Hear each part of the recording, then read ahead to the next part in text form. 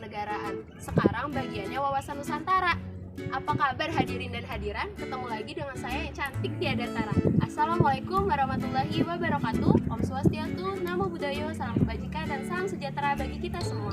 Yang terhormat Bapak Otip Satibi sebagai dosen pengampu kami pada mata kuliah Pendidikan Kewarganegaraan dan teman-teman semua yang saya banggakan.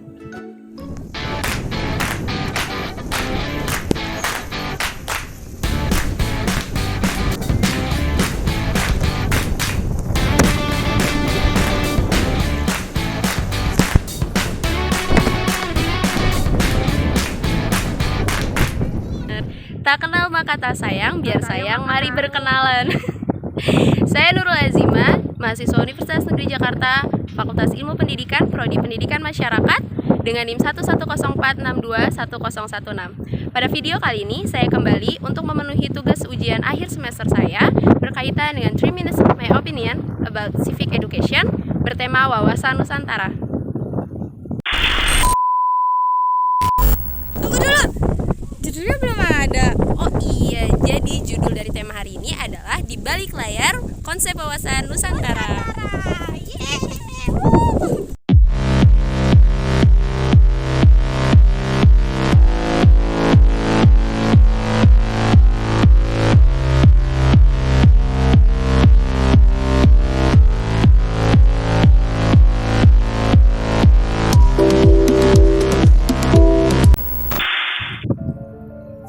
Memberikan opini terkait hal ini, saya ingin berbagi sedikit pengetahuan mengenai siapa sih si penggagas dari konsep wawasan Nusantara dan apa yang melatar belakanginya.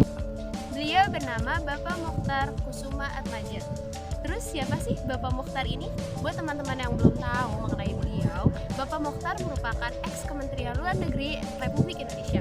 Beliau pernah menjadi rektor kelima Universitas Padjadjaran atau yang kita kenal dengan UNPAD, sekaligus konseptor wawasan Nusantara. Bapak Mokhtar Kusuma Atmaja lahir di Jakarta 17 April 1929 dan beliau menutup usianya pada usia 92 tahun. Selain dikenal karena jabatannya sebagai Menteri Luar Negeri dan Menteri Kehakiman, Pak Mokhtar juga masyhur dikenal sebagai Bapak Hukum Laut Indonesia.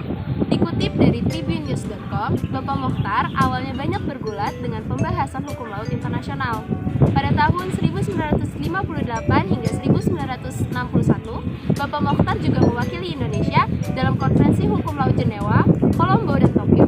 Beberapa karya tulisannya juga telah mengilangi lahirnya Undang-Undang Landas Kontinen Indonesia di tahun 1970. Di sisi lain, beliau juga mendirikan kantor hukum bernama Mokhtar Karwin Komar, yakni kantor hukum pertama yang mempekerjakan pengacara asing. Gimana teman-teman? Sampai di sini udah mulai kagum belum sama Bapak Mokhtar? Tapi viewers, Bapak Mokhtar memiliki prestasi yang diakui oleh dunia internasional loh, yakni ketika beliau menjabat menjadi wakil Indonesia di sidang PBB mengenai hukum laut Jenewa dan Rio. Sosoknya dikenal sebagai pakar hukum laut Indonesia yang mengusung gagasan negara kepulauan atau archipelago state. Hal ini bermulai dari kejeliannya melihat celah dalam pasal 1 ayat 1 Territorial Sea and Maritime Ringen Ordonansi atau kita sebut sebagai TZMKO, Ordonansi Laut Teritorial dan Lingkungan Maritim.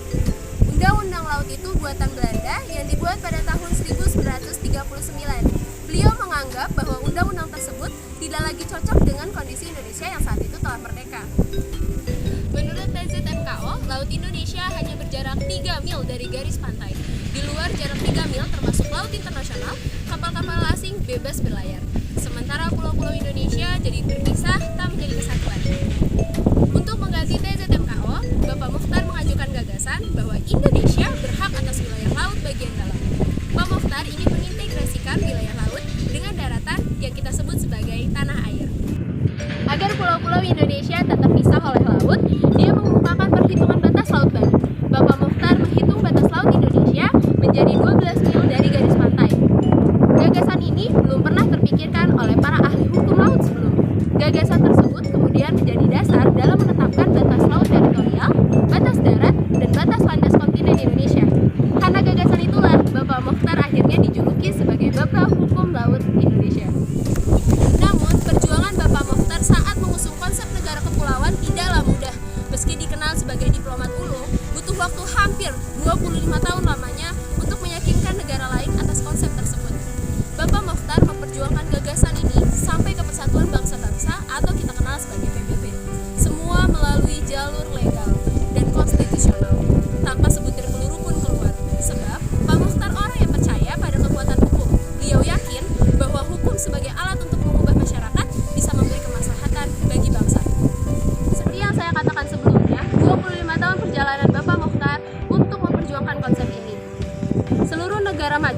satu menolak gagasannya. Hal ini disebabkan gagasan tersebut bisa membatasi kebebasan mereka di laut lepas. Tak heran, Pak Mokhtar membutuhkan waktu selama itu untuk meyakinkan negara-negara maju agar menerima wawasan Nusantara. Bapak Mokhtar pun sangat gigih dan detail dalam memperjuangkan konsep negara kepulauan di berbagai forum internasional, khususnya di PBB. Hingga akhirnya usaha Bapak Mokhtar berbuah manis. Perjuangannya berbuah pada tahun 1982. PBB menerima konsep wawasan Nusantara dengan ditandatanganinya Konferensi Hukum Laut 1982 di Montego Bay, Jamaika pada 10 Desember 1982. Konferensi tersebut akhirnya mengakui konsep negara kepulauan yang diperjuangkan oleh Bapak Mokhtar selama 25 tahun dan Indonesia telah meratifikasikannya dengan Undang-Undang Nomor 17 tahun 1985. Dengan konsep negara kepulauan ini, tak ada lagi area bolong di antara pulau-pulau karena jarak mereka melebihi ketentuan laut teritorial di suatu negara kepulauan seperti Indonesia. Opini saya terkait hal ini, dari kisah ini, banyak pembelajaran yang bisa kita dapatkan. Bahwa wawasan Nusantara sebagai satu kesatuan yang meliputi wilayah dan segenap kekuatan negara berfungsi dalam pembatasan negara agar tidak terjadi sengketa dengan negara tetangga. Hal ini juga menjadikannya pedoman, motivasi, dorongan, serta rambu-rambu dalam menentukan segala jenis kebijaksanaan, keputusan, tindakan, dan perbuatan bagi penyelenggara negara di tingkat pusat dan daerah maupun bagi seluruh rakyat Indonesia dalam kehidupan bermasyarakat, berbangsa, dan bernegara. Semua wawasan Nusantara bukan hanya sekedar nama atau kalimat dengan makna kosong. Sejarah yang menyertainya sungguh luar biasa dan menggugah hati. Dari pandangan saya, konsep wawasan Nusantara ini membuktikan bahwa hukum bisa memberi kemaslahatan dan membuktikan pada dunia bahwa putra-putri Indonesia tak hanya bisa membuat undang-undang untuk negaranya sendiri, tapi juga untuk dunia. Dalam hal ini, saya juga menarik kesimpulan bahwa apa yang kita lakukan di masa sekarang akan berdampak dan berpengaruh pada masa depan. Yang berarti, jika kita melakukan hal baik di masa ini, maka akan berdampak baik pula untuk masa depan. Jika dikaitkan dengan pendidikan kewarganegaraan, pendidikan wawasan Nusantara menjadi asas dasar pembelajaran. Saya melihat, jika pendidikan kewarganegaraan dimulai dengan pendidikan wawasan Nusantara, ini menjadi landasan awal kecintaan para peserta didik untuk mulai mencintai negaranya. Di mana dalam membahas wawasan Nusantara, berarti kita tidak hanya membahas apa itu Indonesia, namun mempelajari ruang lingkup dari Indonesia itu sendiri. Yang berarti, kita akan mempelajari Pancasila dan maknanya, mengenai daratan, laut, udara, politik, ekonomi, sosial, budaya, dan pertahanan keamanan yang ada di Republik Indonesia. Hal ini akan menjadi pengetahuan dasar bagi anak bangsa dalam melindungi bangsanya dari penyebab munculnya disintegrasi bangsa dan terus-menerus mengupayakan penjagaan kesatuan dan persatuan kebinekaan.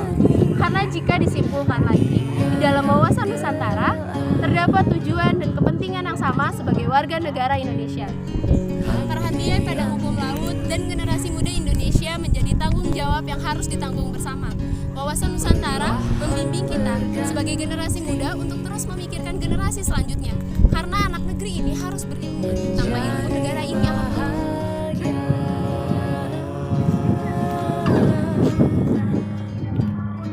Wawasan Nusantara mengajarkan mendalami nilai keadilan, kejujuran, solidaritas, dan kerjasama, serta kesetiaan antar masyarakat.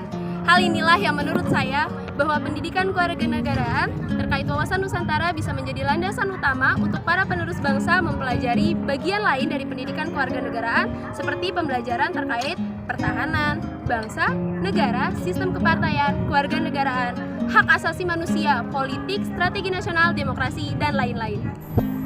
Dari pemaparan dan opini yang telah saya sampaikan, saya harap hal tersebut bisa menjadi ilmu baru yang bermanfaat bagi teman-teman semua.